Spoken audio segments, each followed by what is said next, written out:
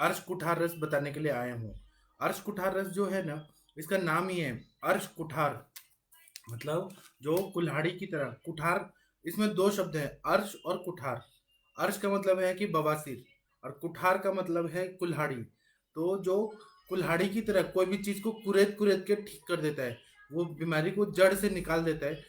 जो भी चीज, जैसे आप लोग को पेड़ निकालना है, तो वहां पर हम लोग कुल्हाड़ी से कर करके और पूरी तरह से निकाल देते हैं, उसका समूल जो है, मूल जो है वो नष्ट कर देते हैं। उसी तरह से अर्श कुठार रस जो है, उसका कार्य ही है कि बवासीर को वो पूरी तरह से ठीक कर देता है। तो अर्श कुठार रस जो है ना, हम लोग के प्रैक्टिस में हम लोग बहुत ज्यादा प्रयोग करते हैं। इसमें क्या क्या दवाइयां हैं, या हम लोग विस्तार से देखेंगे। तो ये ग्रंथों में ऐसे लिखा है कि शुद्ध पारद 4 तोला लेना है, शुद्ध गंधक 8 तोला लेना है, फिर इसका कज्जली बना देना है। उसके बाद में लौह भस्म और ताम्र भस्म, यह 8 8 तोला लेना है। उसके बाद में दंती मूल लेना है, जो विरेचन करने में श्रेष्ठ दवाई है। ताम्र भस्म यकृत की उत्तेजना करता है और फिर लेखन कार्य भी करता है। लौह भस्म है, वो रक्त बढ़ाता है। उसके बाद में पारागंधक जो है, उसका यूज क्या है कि वह योगवाही है। और फिर इसमें त्रिकटु है, शुंठ मरीच पिपली डाला हुआ है। फिर बवासीर में बहुत अच्छा काम करने वाला सूरन कंद है, वह डाला हुआ है। उसके बाद में वंशलोचन है, शुद्ध टंकन क्षार है, यवक क्षार है, सिंधा नमक है। ये सारे 20 20 तोला लेना है। उसके बाद में स्नुही, स्नुही सेहुंड होता है, उसका दूध लेना है 32 तोला। और गोमूत्र डाला हुआ है 138 तोला। इन सबको ले लेना है और पारागंधक की कजली बना देना है। उसके बाद में अन्य चूर्णों को डालकर कपड़ चूर्ण चूर्ण करके और वो डाल के मिक्स कर देना है। उसके बाद में गोमूत्र की भावना, गोमूत्र डालना है, और सेहुंड का जो दूध है उसके साथ पका के मंद अग्नि पे पाक करना है। मैं फिर से बताता हूँ, इसके कंटेंट्स बहुत ही इंपॉर्टेंट है, क्या क्या है वो मैं बता रहा हूँ। तो शुद्ध पारा 4 तोला, शुद्ध गंधक 8 तोला, इसको लेके कज्जली बना देना है। गंधक की मात्रा ज्यादा है इसमें। उसके बाद में लौह भस्म और ताम्र भस्म, या 8 8 तोला लेना है। उसके बाद में दंती मूल लेना है, जो विरेचन करने की द्रव्य है, वह लेना है। और उसके बाद में काली मिर्च लेना है। फिर उसके बाद में शुंठ लेना है, पिपली लेना है। फिर सूरन कंद लेना है, वंशलोचन लेना है, शुद्ध टंकन क्षार लेना है, यवक क्षार, सेंधा नमक, यह सबको लेके 20 20 तोला ले लेना है। और इसके बाद में क्या करना है कि सेहून का दूध, दूध जो रहता है वो क्षारीय रहता है बहुत ज्यादा। तो वह क्या करता है, बवासीर के लिए बहुत अच्छी दवाई है। तो सेहून या स्नोही का दूध लेना है, या 32 तोला लेना है। और गोमूत्र 168 तोला लेना है। अब ये सारे चूर्ण को मिक्स करके और फिर गोमूत्र में और स्नोही का जो दूध है उसमें पकाना है। और फिर क्या है कि वो पकाते पकाते मंद आंच पे पका पका रहे हैं, पकते पकते गाढ़ा हो जाएगा। इतना गाढ़ा हो जाएगा कि अ, फिर ना क्या करना है कि कजली डालना है। कजली और ताम्र भस्म, लौह भस्म, जो पहले जो भस्म बताए थे, कजली, ताम्र भस्म, लौह भस्म, वह डाल के मर्दन करते रहना है। ऐसे मर्दन करते करते करते करते गोली जब बनने लायक हो जाए, तब उसको उतार देना है। और दो दो रत्ती की, मतलब 250 की गोलियां बना के रख लेना है। इसका प्रयोग जो है वो एक एक गोली जो है, दो दो रत्ती की गोलियां हैं, एक एक गोली सुबह शाम देना है। इससे ज्यादा मत दीजिए, नहीं तो क्या होता है कि अर्श के बदले ना हाइपर एसिडिटी हो जाता है, या फिर किसी किसी को ये होता है कि बहुत ज्यादा जलने लगता है। तो इसलिए एक एक गोली तक देना है। अगर बवासीर बहुत ज्यादा है और अग्नि अच्छा है, तो दो दो गोली तक भी दे सकते हैं। और इसको ना क्या कैसे देना है, तो सुबह और शाम एक एक गोली देना है, खाने के पहले देना है अर्श कुठार रस। और उसके बाद में कुछ पेट साफ करने वाली अनुलोमक द्रव्यों के साथ ही देना है। जैसे आपने ये दे दिया, त्रिफला चूर्ण के साथ दे दिया, तक्र के साथ दे दिया, या फिर कोई विरेचन द्रव्य जो रहेगा दंती के क्वाथ के साथ दे दिया, उसके साथ दे देना है। सबसे अच्छा है कि गर्म पानी के साथ दे दिया, और या गुलकंद के साथ दे दिया। तो यह सब देने से ना अर्श जो है वो पूरी तरह से ठीक हो जाता है। अब इसके बाद में ऐसा बता रहे हैं कि हर तरह का जो अर्श रहता है, बवासीर रहता है, इसमें इसका प्रयोग किया जाता है। और ये जो शुष्क अर्श रहता है, ड्राई पाइल्स रहता है, 1 degree, 2nd degree, 3rd degree और 4th डिग्री, सभी में बहुत ज्यादा उपयोगी पड़ता है। अर्श में मेन क्या रहता है कि अग्नि मान्यता रहती है, और जो रेक्टल वेन्स रहते हैं वो डायलेट हो जाते हैं। एक ही स्थान पर बैठे रहने वाले लोगों को होता है, या फिर मल वेग को धारण करने के लिए करने वाले लोगों को होता है, या फिर पेट साफ नहीं होता है, उन लोगों को ये बवासीर का तकलीफ हो जाता है। या फिर कोई इंजुरी हो जाती है, उसकी वजह से बवासीर हो जाता है, जिसको हम मराठी में मूढ़व्याध बोलते हैं, और हिंदी में संस्कृत में अर्श बोलते हैं, और हिंदी में बवासीर बोलते हैं। तो यह बवासीर की बहुत ही अच्छी दवाई है। इसका नाम ही है अर्श कुठार रस। जो कुल्हाड़ी की तरह, जैसे कुल्हाड़ी से पेड़ को काटा जाता है, तो वह पेड़ पूरी तरह से नष्ट हो जाता है। उसी तरह से अर्श कुठार रस जो अर्श को समूल नष्ट कर देती है, जड़ के साथ पूरी तरह से सुखा देती है, वह ये डाला है। और इसमें मेन दवाई है कि भल्लातक नहीं है। कांकाइन बटी और दूसरी दवाइयों में भल्लातक के कल्प रहते हैं, अर्श कुठार में भल्लातक नहीं है, तो ये सेफेस्ट दवाई है, इससे कोई साइड इफेक्ट नहीं होता है। दूसरा यह है कि बहुत सारे लोग जो रहते हैं, जो बवासीर के पेशेंट आते हैं, उनको कब्जियत की तकलीफ रहती है, कॉन्स्टिपेशन रहता है, पेट साफ नहीं हो रहा होता है, अपान वायु विगुणित होता है, ऊपर आता है, तो उनको ना श्वास का बीमारी हो जाता है, हार्ट में बहुत ज़्यादा हैवीनेस लगता है, अग्नि मंद रहता है, और वो लोग को ना ये कमर में ये सब में दर्द होता है। अर्श की वजह से बहुत सारे कॉम्प्लिकेशन होते हैं, ये आप लोगों के प्रैक्टिस में आप लोगों ने देखा ही है।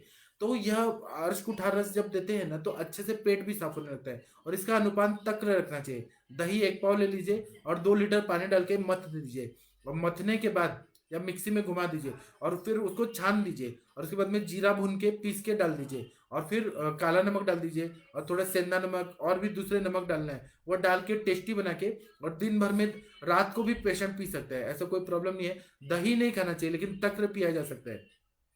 तक्रम लघु कषाय अम्लम ऐसा बोला है। तक्रम लघु कषाय अम्लम लघुम दीपन पाचनम, मतलब दीपन भी रहता है, आम का भी पचन करता है, और वायु का भी अनुलोमन करता है। और तक्र के बारे में ऐसा बताया है कि जैसे तिनका रहता है, घास रहता है, उसमें जलती हुई तिल्ली जो रहती है, माचिस की तिल्ली आप डाल देंगे तो पूरी तरह से वो जल जाता है, घास का ढेर। उसी तरह से सूखा घास का तिनका जल जाता है, उसी तरह से जो तक्र रहता है, वह मंथन संस्कार की वजह से वो उसमें अग्नि महाभूत बढ़ जाता है, और वो पचने में भी हल्का रहता है, अग्नि को भी दीप्त करता है, लीवर के फंक्शन को भी अच्छा करता है, पित्त का भी स्राव अच्छे से करता है। तो यह सारे वजह से अर्श कुठार रस के साथ अगर इसको दिया तो पेट भी अच्छे से साफ होगा।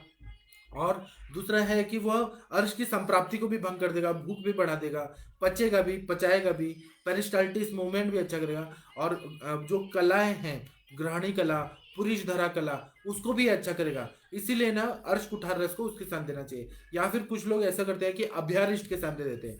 अभ्यारिष्ट एक मतलब 1 तोला मतलब 50 ml तक दे देते हैं, उसके साथ दे देते हैं। तो यह अर्श कुठार रस जल्दी से जल्दी बवासीर के प्रॉब्लम को सॉल्व कर देता है।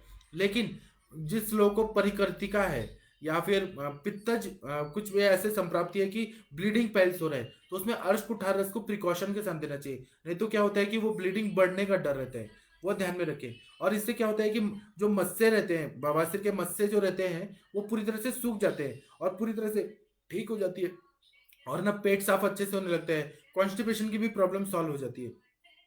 और हम लोगों ने ऐसे पढ़ा है कि शुष्क अर्श और स्त्रावी अर्श 2 तरह का अर्श रहता है, ब्लीडिंग पाइल्स और ड्राई पाइल्स ऐसे रहते हैं, हेमोरेट्स। तो उसमें ना जो ब्लीडिंग पाइल्स है, उसमें नागकेशर जैसी दवाइयां दिया जाता है कि ब्लीडिंग पहले बंद हो जाए। नागकेशर दे दिया, प्रवाल पंचमृत दे दिया, कुटजा रिच दे दिया, कुटज दे दिया, बिल्वावले दे दिया, स्तंभन करने वाली दवाइयां पहले दिया जाता है जो स्त्रावी अर्श रहता है उसमें। और जो शुष्क अर्श रहता है उसमें हम लोग ये दवाइयां देते हैं, अर्श कुठार रस, कांकायन बटी, सूरन बटक, ये सब दवाइयां देते हैं। तो ये क्या करता है कि अर्श कुठार रस उन सब में सबसे श्रेष्ठ है, तो इसका प्रयोग करने से बहुत ज्यादा फायदा होता है। और क्या होता है कि अर्श की व्याधि हो जाए तो कमर दर्द होता है, सर दर्द भी होता है, किसी किसी का मोटापा बढ़ता है, पेट साफ नहीं होता है, और जब भी वो मल प्रवृत्ति करने जाता है तो उसको बहुत ज्यादा कष्ट होता है, बहुत ज्यादा पेन होता है, पेन करके फिर उसको थोड़ा सा ही मल निकलता है, और उसको ना रिलैक्सेशन नहीं होता है। तो जब अर्श कुठार रस देते हैं ना, तो तक्र के साथ देना चाहिए, और उसके बाद में पेशेंट को बोलना चाहिए कि आप ना थोड़ा वॉकिंग करिए। वॉकिंग करने से ना वो दवाई ज़्यादा अच्छे से मतलब काम करती है, और वॉकिंग करना कंपलसरी होता है। उसी तरह से अगर रक्तार्श नया है, मतलब नया नया है, अभी वो फूटा नहीं है, ब्लीडिंग नहीं हो रहा है, तब उसमें हम लोग ये अर्श कुठार रस को कुटजावले के साथ दे सकते हैं। कुटजावले जो है वो स्तंभन भी करेगा, और अर्श कुठार रस के साथ उसको हील कर देगा और सुखा देगा। और कुटज के छाल के क्वाथ के साथ भी देने से फायदा होता है। कुटज का छाल का क्वाथ आप लोगों को मालूम है कि सब जगह मिलता है। उसी तरह से जो ये होता है शुष्क अर्श, उसको ये रेक्टल वेन्स को, मैंने तो बहुत सारे ऐसे जैसे 4 डिग्री के पाइल्स थे, बड़े बड़े पाइल्स हो गए थे, और वो भी कफज थे, बहुत बड़े बड़े हो गए थे। पेशेंट को ना हर समय मोशन पास करने के आने के बाद बहुत ज़्यादा तकलीफ होती थी, और बहुत ज़्यादा बड़े बड़े थे। उनको मैंने अर्श कुठार रस दिया, 3 महीना दिया। 3 महीना देने के बाद 100% वो ठीक हो गया। और इसमें क्या है, गोमूत्र है, तो गोमूत्र एक तरह से क्षार है, फिर इसमें सेहुंड का दूध है, वो क्षार है, तो वो क्या करता है, शरण कार्य करता है। वहाँ पे हम लोग ने क्षार सूत्र लगाने की जरूरत नहीं है। अर्श कुठार रस से ही वो शरण कार्य होके जितने भी डायलिटेशन है और बाहर आ गया, प्रोलैप्स हो गया है, वो वेन का, रेक्टल वेन्स का, वह सब पूरी तरह से सूख जाएगा। ब्लड सर्कुलेशन अच्छा होने लगता है, तो अपने आप बवासीर ठीक हो जाता है। इससे ना अर्श कुठार रस में गोमूत्र है, दंती मूल है, तो इससे ये दवाई ही ऐसी है कि विरेचन भी करती है, संप्राप्ति को भी भंग करती है और अर्श को भी सुखा देती है। तो यह इससे दस्त साफ होता है, मतलब रोज का रोज पेट अच्छे से साफ होता है, फिर वायु का प्रकोप कम हो जाता है, मस्से में जो स्वेलिंग आई है, सूजन आई है, वह भी ठीक हो जाता है। और इसको लेने के बाद भी अगर स्वेलिंग है, पेन है, तो सीड्स बात लेना चाहिए। टब में त्रिफला डाल दीजिए और पेशेंट को बैठने के लिए दीजिए, तो वह उससे भी फायदा हो जाता है। तो इस तरह से मैंने अर्श कुठार रस बता दिया। ये छोटा सा कल्प है, इसका अनुपान जो है वह क्या है, तक्र है या अभ्यारिष्ट है या गुलकंद है या कुटजावले है, जो कंडीशन रहती है उसके हिसाब से दे सकते हैं। तो यह बवासीर की बहुत अच्छी दवाई है। अब मैं आप लोगों को नमस्ते वगैरह बोल देता हूँ, और आप लोग के कोई क्वेश्चन है वह हम लोग अभी डिस्कस करते हैं।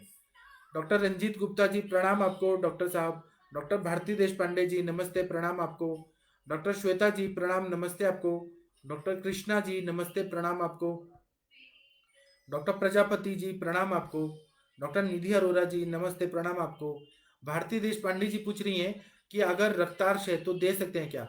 अगर शुरुआत है तो दे सकते हैं, लेकिन अगर बहुत ज्यादा ब्लीडिंग पाइल्स हो रहा है और उसमें हमने इतना गर्म दवाई दिया, ये थोड़ा गर्म है, तो इसमें देने से ये रक्तार्श में ब्लीडिंग बढ़ सकता है, क्योंकि स्नोही है, क्षार है ज्यादा, टंकन क्षार है, यवक क्षार है, सिंधा नमक है। तो जब ब्लीडिंग बंद हो जाए रक्तार्श में, नाक केशर चूर्ण दे दिया या फिर कुटजारिष्ट दे दिया, वो सबसे बंद हो गया वह ब्लीडिंग, तो उसके बाद में इसको देने से, तक्र के साथ या गुलकंद के साथ देने से, तक्र तो जरूर देना चाहिए, तब यह रक्तार्श के भी जितने मस्से रहते हैं, इंटरनल पाइल्स रहा, एक्सटर्नल पाइल्स रहा, सबको ये ठीक कर देता है। और कांकायन बट्टी और सूरन बटक से ज्यादा सेफ रहता है, उसको देने से फायदा होता है। डॉक्टर गोमतेश जी प्रणाम आपको, नमस्ते प्रणाम आपको। डॉक्टर विकास विश्वकर्मा जी नमस्ते प्रणाम सर आपको। डॉक्टर हरजीत सिंह जी नमस्ते, गुड इवनिंग आपको। कोई डाउट पूछिए ना कृपया। डॉक्टर प्रतीक रॉय जी नमस्ते प्रणाम आपको। डॉक्टर ओम प्रकाश शर्मा जी प्रणाम आपको। डॉक्टर लीलाधर साहू जी नमस्ते प्रणाम आपको। डॉक्टर ओम प्रकाश शर्मा जी नमस्ते प्रणाम आपको। Doctor Leeladhar ji thank you आपको। डॉक्टर गणेशी जी प्रणाम आपको। डॉक्टर माधुरी जाधव जी नमस्ते प्रणाम आपको। डॉक्टर सुप्रिया पाटिल जी नमस्ते प्रणाम आपको। डॉक्टर नीलम जी पूछ रही हैं कि I am in USA, what to give for acidity, she is already using avipattikar churna, also she told she has water in ear, she is having tingling in ear, please advise. तो बहुत ही अच्छा क्वेश्चन पूछा है doctor Neelam जी। अगर acidity बहुत ज्यादा हो रही है ना, तो आप सिंपल सिंपल ऐसे कर सकती हैं कि खाने के पहले अदरक और नमक, या खाने के पहले दे दें। तो भोजनाग्रे सदा पथ्यम लवण अदरक भक्षणम, खाना खाने के पहले अगर लवण और अदरक दे दिया तो एसिडिटी को पूरी तरह से अच्छा कर देता है, भूख को बढ़ा देता है, और वो पथ्यकर है, सदा पथ्यम, भोजनाग्रे सदा पथ्यम लवण अदरक भक्षणम, ऐसा चरक संहिता में बताया। ये एक चीज कर दीजिए। और अविपत्तिकर चूर्ण दे रही है तो वह ज्यादा दिन तक मत दीजिए। अविपत्तिकर चूर्ण की आदत पड़ जाती है ना, तो इंटेस्टिनल वॉल्व जो रहते हैं वह ना ड्राई हो जाते हैं, बिना अविपत्तिकर चूर्ण के वो पेट ही साफ नहीं होगा। तो इसीलिए कुछ दिन दीजिए, और अगर अविपत्तिकर चूर्ण देना है तो घृत पान जरूर कराइए, तो पेशेंट को फायदा होगा, एसिडिटी वगैरह में फायदा होगा। दूसरा है कि वाटर इन ईयर है, तो सूक्ष्म त्रिफला दे दीजिए, या त्रिफला गुगुल, कैशोर गुगुल, अमृता गुगुल, यह सारी दवाइयां देने से ना वाटर जो हो रहा है, वो पानी आ रहा है, पस फॉर्मेशन, वो ठीक हो जाएगा। इसको ओटाइटिस मीडिया बोलते हैं, वो ठीक हो जाएगा। उसके बाद में जब वाटर आना बंद हो जाएगा, उसके बाद में कर्ण पुराण करना है। तो सरसों का तेल है, श्री बिल्व तेल है, अणु तेल है, षडबिंदु तेल है, ऐसे कोई तेल से आप लोग अगर टिंगलिंग में देते हैं तो टिंगलिंग पूरी तरह से ठीक हो जाता है पेशेंट। पहले उसका जो इन्फेक्शन है वह ठीक करना है, तो उसमें आयुर्वेद के एंटीबायोटिक्स है, जो अमृता गुगुल, कैशो गुगुल, त्रिफला गुगुल, सूक्ष्म त्रिफला, गंधक रसायन, पंचतिक्तिकृत गुगुल, यह सब में से कोई चूज करके दे दीजिए। अगर यूएसए में नहीं मिल रहा है तो आप क्या करिए कि नीम जो रहता है, नीम का स्वरस खाने के लिए भी दीजिए, उससे भी वाटर जो आ रहा है वो भी ठीक हो जाता है। या गुड़ूची अगर मिलता है तो गुड़ूची खाने को दीजिए, उससे भी पानी जो आना है वो ठीक हो जाता है। हल्दी और गुड़ूची या हल्दी और नीम, अगर ये उनके काढ़ा बना के लें या चूर्ण बना के लें तो उससे पानी आना बंद हो जाता है। हल्दी बहुत ही अच्छा है, इसमें काम करता है। डॉक्टर बलविंदर सिंह जी प्रणाम आपको, नमस्ते, प्रणाम आपको। डॉक्टर सुकुमार जी प्रणाम सर, आप बहुत दिन के बाद आए, thank you sir. Doctor Naveen Chandra Joshi ji, you are gem of Ayush Darpan, thank you, आपका आशीर्वाद ऐसे मिलता रहे। आप आप मुझे रिगार्ड दे रहे हैं लेकिन मैं आपको रिगार्ड दे रहा हूँ। आपका बहुत बहुत आशीर्वाद है, इसीलिए सब चीज जो हो रहा है ना, ये किसी ना किसी का अच्छे इंटेंशन की वजह से हो रहा है। तो इसमें डॉक्टर नवीन चंद्र जोशी जी ने जो सपना देखा है सभी लोगों के लिए, वो बहुत अच्छा हो रहा है। और भगवान धन्वंतरी जी की इच्छा से सब हो रहा है, अल्लाह की इच्छा से हो रहा है कि हम लोग अपना कार्य अच्छा से कर पा रहे हैं। डॉक्टर हिमांशु गुप्ता जी बोल रहे हैं कि किडनी डिजीज की कंडीशन में ताप्यादी लौह दे सकते हैं और इसका यूज कितने टाइम तक करना चाहिए। किडनी डिजीज में देखिए, एक तो जब ये होता है डायलिसिस वगैरह होता है तो एचबी लेवल कम हो जाता है, तो उसमें तो ताप्यादी लौह सबसे बेस्ट है। वह मतलब खून बढ़ा देता है। और किडनी डिजीज में हमें रक्त धातु अच्छा करेंगे तभी तो किडनी को ब्लड मिलेगा, मतलब रस और रक्त का प्रसादन होगा, तभी तो किडनी को नरिशमेंट होगी। अगर ताप्यादी लौह चला दिया, मतलब दे दिया, तो किडनी जो है वो श्रिंक नहीं होगी क्योंकि उसको ब्लड सप्लाई, अच्छा रक्त धातु मिल रहा है, प्रसादन किया हुआ। तो ताप्यादी लौह तो रसायन है ही, उसको देना ही चाहिए। और इसका टाइम कितने दिन तक करना चाहिए, तो वह ताप्यादी लौह है वो रसायन है, उसका साइड इफेक्ट नहीं होता, वो कंटिन्यू भी दिया जा सकता है। रस कल्प नहीं है, वह लौह कल्प है, कंटिन्यू दे सकते हैं, इसका कोई साइड इफेक्ट नहीं है। ताप्यादी लौह किडनी के डिजीज में बहुत अच्छा काम करता है। डॉक्टर अनीता जी प्रणाम आपको। डॉक्टर शैलेश गुप्ता जी नमस्ते, प्रणाम आपको। डॉक्टर शिल्पा यरमे जी प्रणाम, नमस्ते मैडम आपको। आप खुश रहिए, हमको आशीर्वाद देते रहिए। डॉक्टर सुकुमार जी नमस्ते, प्रणाम आपको। डॉक्टर नीलम जी प्रणाम आपको। डॉक्टर नीलम जी, आपको अगर कुछ और डाउट है आपके पेशेंट के बारे में तो आप मुझे व्हाट्सएप कर दीजिए, मैं नंबर दूंगा, उसमें मुझे पूछिए, मैं आपको बताऊंगा। डॉक्टर सुधीर कुमार शर्मा जी नमस्ते, प्रणाम आपको। वैद्य अखिलेश गुप्ता जी नमस्ते, प्रणाम आपको।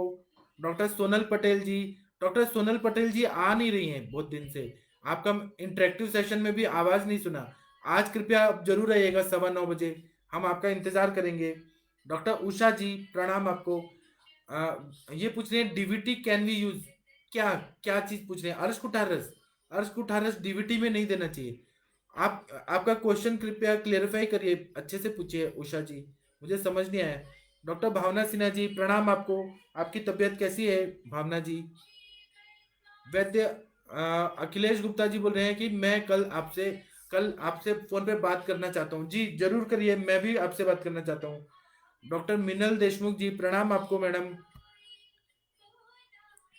बलविंदर सिंह जी पूछ रहे हैं कि गौमूत्र क्षार कैसे बनाया जाता है, वह मैं उसके बारे में बताऊंगा, विधि बताऊंगा तो मैं अच्छे से बता दूंगा। अर्श कुठार रस पे जो लेक्चर हो रहा है उस पर ध्यान देते हैं। डॉक्टर वरुण कुमार जी नमस्ते, प्रणाम आपको।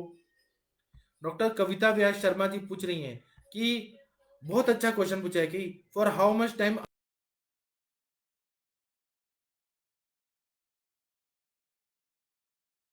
ज्यादातर 16 हफ्ते तक देते हैं। अगर पेशेंट ने परहेज पाला तो पूरी तरह से ठीक हो जाता है, अगर पेशेंट परहेज नहीं पाल रहा है तो फिर उसको ज्यादा भी टाइम लग सकता है। अर्श कुठार रस को उसी टाइम तक देना है जब तक उसका बवासीर का प्रॉब्लम है। अगर वो 1 महीने में ठीक हो जाता है, उसका खाना पीना पे कंट्रोल कर दिया, घी में खाना खा रहा है, तक्र का सेवन कर रहा है, सूखे धान्य नहीं खा रहा है, लीफी वेजिटेबल नहीं खा रहा है, तेल मिर्ची मसाला नहीं खा रहा है, बहुत ज्यादा हैवी नॉनवेज नहीं खा रहा है, तो फिर वो पेशेंट जल्दी ठीक हो जाएगा। 1 महीने में पेशेंट ठीक हो गया तो आप अर्श कुठार रस 1 महीने के बाद बंद कर दीजिए। पेशेंट ठीक है तो हम दवाई क्यों देंगे, अगर पेशेंट को ठीक नहीं हो रहा है तो अर्श कुठार रस देना चाहिए। दूसरा, यह दवाई से रुक्षता और उष्णता बढ़ने का डर रहता है, तो इसलिए इसको दे के 1 महीना दे के थोड़ा ब्रेक करना चाहिए, फिर उसके बाद दूसरा दवाई देना चाहिए, फिर ब्रेक करना चाहिए। मतलब अर्श कुठार रस के बदले सूरन बटक दे दीजिए या कांकेन बटी दे दीजिए, थोड़ा ब्रेक कर करके दवाइयाँ देनी चाहिए। कंटिन्यू देते हैं ना तो कोई भी दवाई जो रहती है, अब इसमें गर्म दवाइयाँ हैं सारी, ताम्र भस्म लौह भस्म है, तो इससे ना उष्णता बढ़ सकती है। सुनोही क्षार है, दंती मूल है, त्रिकटु है, उष्णता बढ़ जाएगा तो पेशेंट को रैशेस आने लगेंगे, मुंह में छाले पड़ जाएंगे। गर्म दवाई है, इसलिए ध्यान में रख के इसको कभी डिसकंटिन्यू भी करना चाहिए। डॉक्टर सोनल पटेल जी पूछ रहे हैं कि उद्धव और अधो रक्तपित्त भगंदर में क्या लेना चाहिए? रक्तपित्त में अगर ऊर्ध्व और अधो रक्तपित्त है तो उसकी तो रक्तपित्त की चिकित्सा देनी है ना। ऊर्ध्व रक्तपित्त है तो हमें विरेचन देना है, अधो रक्तपित्त है तो वमन देना है। और भगंदर में क्या देना चाहिए? भगंदर में तो हमें यह करना चाहिए, ड्रेसिंग करना चाहिए, चांगियर्यादी घृत देना चाहिए। भगंदर में क्या होता है, पाइलोनेडल साइनस होता है, अंदर ऐसे होल टाइप बन जाता है और इन्फेक्शन होता है। तो उसमें हमें क्या करना है, सप्तविंशति गुगुल, अमृता गुगुल, कैशोर गुगुल, त्रिफला गुगुल, त्रयोदशांग गुगुल, ये सब देने से वो भगंदर ठीक होता है। ड्रेसिंग करना बहुत जरूरी है। व्रण रूपक तेल का मात्रा बस्ती दे सकते हैं, 30 ml तक मात्रा बस्ती दीजिए तो भगंदर जल्दी जल्दी हील होता है। उसके साथ में ये जो सप्तविंशति गुगुल है यह जल्दी जल्दी हील कर देता है। या सूक्ष्म त्रिफला दे दीजिए, 3-4 महीना में भगंदर ठीक हो जाता है। अब वो पेशेंट पे डिपेंड करता है कि कितना परहेज पाल रहा है। पेशेंट लोग परहेज नहीं पालते और बहुत ज्यादा डिप्रेशन में रहते हैं, तो उनके हिसाब से करना है। डॉक्टर सोनल जी, आपने बहुत अच्छा क्वेश्चन पूछा। डॉक्टर प्रतीक रॉय जी पूछ रहे हैं, ब्लीडिंग अगर बहुत हो तो क्या दे ब्लीडिंग रोकने के लिए? ब्लीडिंग बहुत ज्यादा हो रहा है ब्लीडिंग पाइल्स में, तो डॉक्टर प्रतीक रॉय जी हमें नागकेशर चूर्ण देना है। नागकेशर चूर्ण किसके साथ देना है? तो तंडुलोदक के साथ देना है। चावल एक मुट्ठी लीजिए और पानी में भिगो दीजिए, 1 लीटर पानी में भिगो दीजिए, फिर आधा घंटा 1 घंटा बाद वो फूल जाएगा। फिर वो चावल का आप भात बना लीजिए और वो जो पानी है छाना हुआ पानी, उसमें मिश्री डाल के और नागकेशर चूर्ण के साथ दीजिए। तो ब्लीडिंग जो है ना, अच्छा क्वालिटी का नागकेशर है तो वो रात को देंगे ना, सुबह तक ब्लीडिंग बंद हो जाएगा। दूसरा, प्रवाल पंचामृत दे सकते हैं। उसके साथ में कुटजारिश दे सकते हैं तो ब्लीडिंग बंद हो जाता है। स्तंभन करने वाली दवाइयां देनी है। और उसके बाद में जो वो पाइल्स है, जो ब्लीडिंग पाइल्स तकलीफ दे रहे हैं, तो एक ना हमारे सर का रक्तजर्श का फॉर्मूला है, उसमें हरितकी है, धान्यक है, और हरितकी, धान्यक, उशीर और अजवाइन, ये 4 चीजें हैं। आप लिख लीजिए। धान्यक है, धनिया का पाउडर लेना है, बीज का पाउडर, हरितकी लेना है, उशीर लेना है और अजवाइन। यह ब्लीडिंग पाइल्स में अगर देते हैं तो यह ना ब्लीडिंग पाइल्स को 3 महीने में पूरी तरह से ठीक कर देता है। उसको देने से फायदा हो जाता है। डॉक्टर मीनाक्षी आर्य जी पूछ रही हैं कि कुटजारिस्ट अनुपान ब्लीडिंग पाइल्स में देना है? जरूर देना है। बस ये देखना है कि कुटजारिस्ट ज्यादा मात्रा में देने से कॉन्स्टिपेशन ना हो जाए। अगर कॉन्स्टिपेशन हो रहा है तो हमें कुटजारिस्ट को डाइल्यूट करके देना चाहिए। तो ब्लीडिंग पाइल्स में तो कुटजारिस्ट बहुत अच्छा काम कर देता है। डॉक्टर तेजस मोदी मोदी जी पूछ रहे हैं कि रक्तजर्श लाइन ऑफ ट्रीटमेंट, उसमें हमें लाइन ऑफ ट्रीटमेंट क्या है कि हमें रक्त को रोकना है वहां पे, क्योंकि उसमें बहुत ज़्यादा ऑलरेडी खून निकल गया होता है तो आमावस्था नहीं रहती है। तो उसमें नागकेशर चूर्ण दे दीजिए। नागकेशर रक्तजर्श में बहुत अच्छा है। दूसरा, हमारे सर जी का एक फॉर्मूला है, उशीर, धान्यक, फिर हरितकी और अजवाइन, ये चारों का चूर्ण सम मात्रा में लेके 1-1 चम्मच सुबह शाम तक्र के साथ दीजिए तो रक्तजर्श में बहुत अच्छा फायदा करता है। अजवाइन जो है, अजवाइन क्या करता है, अग्निदीपन करता है। हरितकी पेट साफ करता है। उशीर जो है, उशीर क्या करता है कि वहां पे ठंडक लाता है, तो वो मतलब वहां पे पित्त की जो संप्राप्ति है वो बंद हो जाता है। धान्यक है वो भी ठंडक लाता है। इसलिए इस तरह से सर ने बनाया है, हरितकी, धान्यक, उशीर और अजवाइन, यह देने से रक्तजर्श में बहुत फायदा होता है। और कुटजारिश दे सकते हैं, बिल्वा वलय दे सकते हैं। जब रक्तजर्श ठीक होने लगे, ब्लीडिंग बंद हो जाए, केवल अर्श के मस्से रहे, तब हमें अर्श कुठार रस देना है, या फिर हमें दीपन पाचन दवाएं आरोग्य वर्धनी देना है इंटरनली। फिर उसके बाद में तक्रारिश देना है, मृदुकारिश, द्राक्षारिश। द्राक्षारिश भी अर्श में बहुत अच्छा काम करता है। द्राक्षारिश, द्राक्षासव, अभ्यारिश, ऐसे कंडीशन के हिसाब से हमें मल संचिति ना हो और ब्लीडिंग ब्लीडिंग पाइल्स में ब्लीडिंग ना हो, वो देना है। अगर रक्त की कमी है, उसमें पांडुता आ गई है बहुत ज्यादा ब्लड आने की वजह से, तो हमें क्या करना है उसमें, तो हमें ताप्यादी लो देना है, नवायस लो देना है, दाड़िमा वले, दाड़िमा वले, दाड़िम का रस, अनार का रस, ये सब देंगे ना तो पेशेंट ठीक हो जाता है। पेशेंट का लाइफस्टाइल चेंज करना है। लोग क्या करते हैं कि रक्तजर्श है ना तो नॉनवेज बहुत ज्यादा खा रहे होते हैं, बहुत ज्यादा तेल मिर्ची मसाला और शराब भी ज्यादा पी रहे होते हैं, तो उन या सिगरेट बीड़ी दारू ये सब पी रहे होते हैं। तो हमें क्या करना है कि उनका हेतु सेवन बंद करना है, रात्रि जागरण बंद करना है। और रक्तजर्श किसको होता है, तो जो लोग ड्राइवर लोग होते हैं ना, जो बस चलाते हैं या ट्रक ड्राइवर होते हैं, तो उन लोग का काम कैसा होता है कि वो लोग ढाबे पे खाना खा लेते हैं, या फिर जो सिटी बस के भी रहते हैं, उनका इंजन गर्म होता है तो सीट में बहुत ज़्यादा गर्मी लगती है, उनको ज़्यादातर रक्तजर्श रहता है। तो उनका जो काम वगैरह है ना, उस हिसाब से उनको बोलना है कि आप ना ठंडा पानी पीजिए या तक्र पीजिए। जब भी आप ड्राइविंग करते हैं तो तक्र साथ में रखिए। ऐसा करेंगे ना तो उनका हेतु के हिसाब से हमें चेंज करना है थोड़ा, क्योंकि वो रात्रि जागरण बंद करेंगे तो रोजी रोटी पे सवाल आ जाएगा। उनको रात्रि जागरण करना ही पड़ता है, उनको खाना पीना रुक्ष खाना ही पड़ता है। उनका पेट साफ कर, अगर मल का वेग आए तो वो रोक के कहीं कर नहीं सकते हैं। मोदी जी ने तो अच्छा किया, शौचालय बना दिए, लेकिन तब भी लॉन्ग डिस्टेंस में जो जाते हैं, गाड़ी वगैरह जाती है तो उसमें उनको पाइल्स होता ही है। तो इसीलिए ना उनको तक्र का सेवन कराना है। उनको बोलना है कि जब भी आपका मल का वेग है तो आप उसको क्लियर कर दीजिए, मल वेगावरोध मत करिए। ऐसा जब करेंगे ना तो पेशेंट ठीक हो जाता है। डॉक्टर सुकुमार जी बोल रहे हैं कि explain grades of piles and clinical diagnosis difference between piles, fissure and fistula. Piles क्या होता है, वो बवासीर होता है। पाइल्स जो रहता है वो एक्सटर्नल और इंटरनल दो टाइप का रहता है। जब ये रहता है इंटरनल पाइल्स रहता है, इंटरनल पाइल्स में जो मल प्रवृत्ति होती है वो चपटा चपटा आता है। जब एक्सटर्नल पाइल्स होती है तो उसमें कैसा आता है कि बंधा हुआ मल आता है और पेशेंट को पेट साफ करने में बहुत ज्यादा तकलीफ होती है। वो रेक्टल वेन्स जो रहते हैं वो डायलेट हो जाते हैं। यप। और उसमें फिर दूसरा रहता है शुष्क अर्श और स्त्रावी अर्श। शुष्क अर्श जो रहता है वो बहुत ज्यादा ड्राई वात के वजह से होता है, कभी कभी कफ की वजह से भी होता है। और स्त्रावी अर्श जो रहता है वह उसमें ब्लीडिंग पाइल्स रहती है, खून आता है उसमें। पित्त वर्धक आहार विहार का सेवन करने से ब्लीडिंग पाइल्स होता है। यह पाइल्स का हो गया। यह मैं अभी पढ़ाने वाला हूँ, चरक संहिता में जब होगा अर्श चिकित्सा उसमें मैं पढ़ाऊंगा। उसमें भी कैसा है, सहज अर्श जो जन्मजात होते हैं, हेरिडेटरी से होते हैं। और दूसरा है सहजकृत, मतलब यहाँ आने के बाद खाने पीने में जो रहता है, मतलब खान पान में गड़बड़ होने की वजह से जो होते हैं, एक जाता जो होते हैं और एक सहज होते हैं। तो इसका इलाज करना है। फिशर कब होता है, जब वहां छिल जाता है। लोग क्या करते हैं कि पेट साफ करने के लिए जा रहे हैं और बहुत ज्यादा जोर लगाते हैं, या फिर बहुत ज्यादा ऐसा चीज खा रहे हैं, गुरु अभिसंधि पदार्थ खा रहे हैं, तो वह जोर लगाते हैं तो वहां का जो भाग है, नीचे का रेक्टम का भाग है, एनस का भाग है, वो छिल जाता है, कट जाता है। तो उसकी वजह से परिकर्तिकावत जब भी मोशन करके आते हैं ना तो बहुत ज्यादा जलन होती है और दर्द होता है। पेशेंट बहुत ज्यादा चिल्लाता है, तो उसको बोलते हैं फिशर।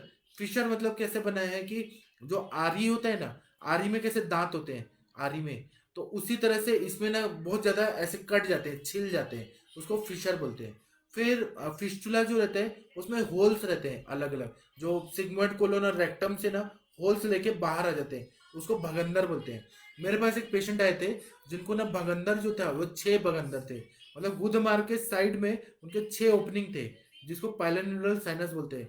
एक नाड़ी जैसा बन जाता है, अंदर ओपनिंग होता है, तो वो 6 जगह से उसके मल आता था और बहुत ज्यादा तकलीफ में होता था। मैंने उसको अपने आयुर्वेद की ट्रीटमेंट दे, क्योंकि उसने क्षार सूत्र भी बहुत बार कराया, सर्जरी भी कराया, लेकिन बार बार उसको ये प्रॉब्लम हो रहा था।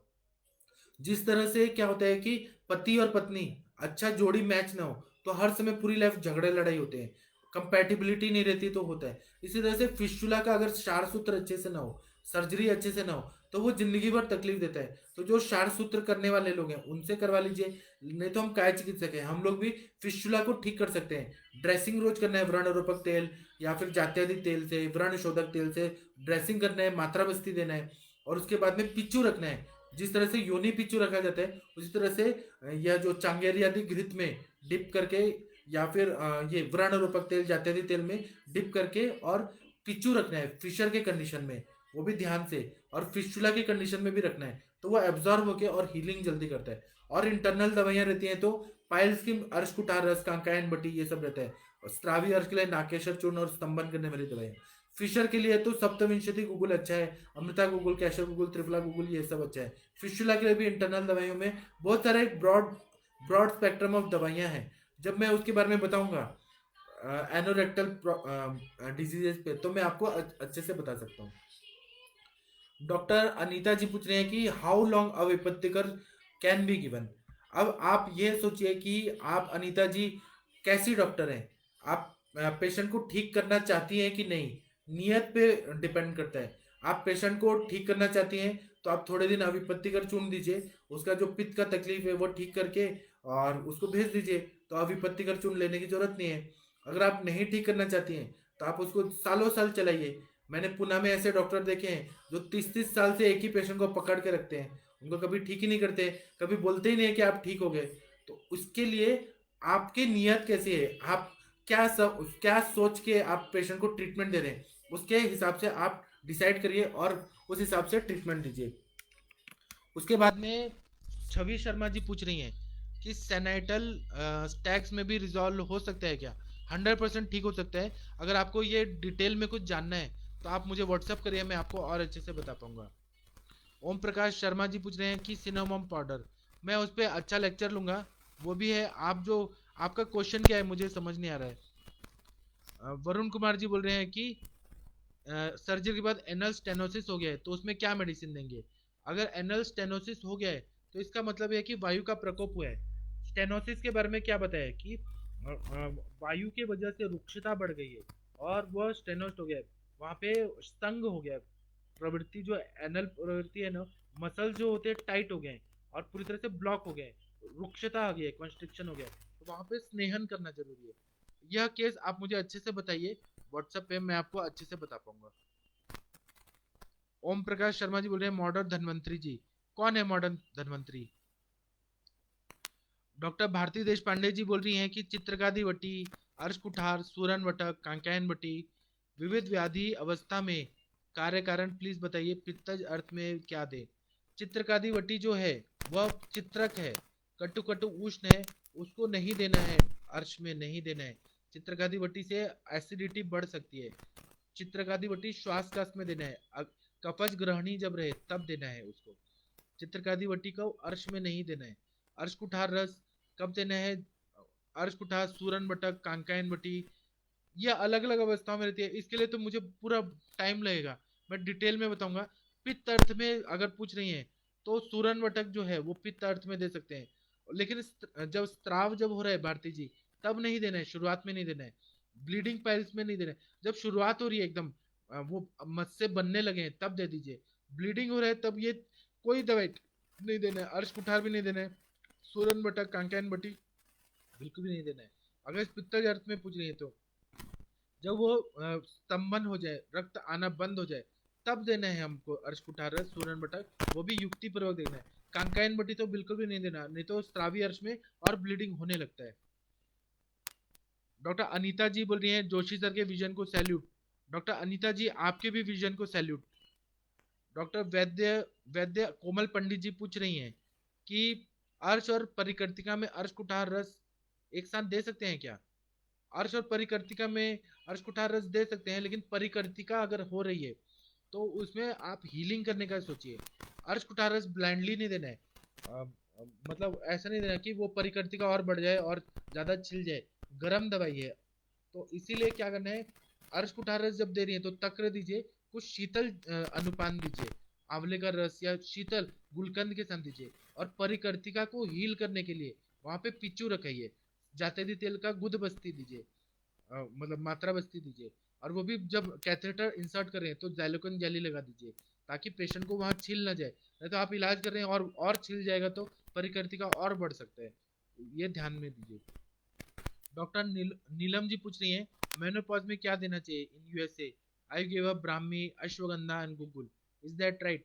मेनोपॉज में क्या आपका सिम्टम क्या है? आप केवल मेनोपॉज पूछेंगे तो मैं कैसे बताऊं? आप मेनोपॉज को स्पेसिफाई करिए कि क्या सिम्टम है।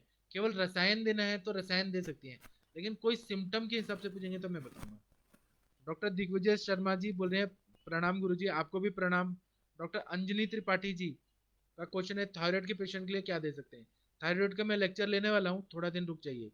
डॉक्टर नैनोटेक आयुर्वेदा बोल रहे हैं प्रणाम सर जी, आपको भी प्रणाम। आपको आपका नैनोटेक आयुर्वेदा कुछ तो अलग चीज दिख रहा है, आपका असली नाम क्या है? कृपया बताने का कृपा करिएगा।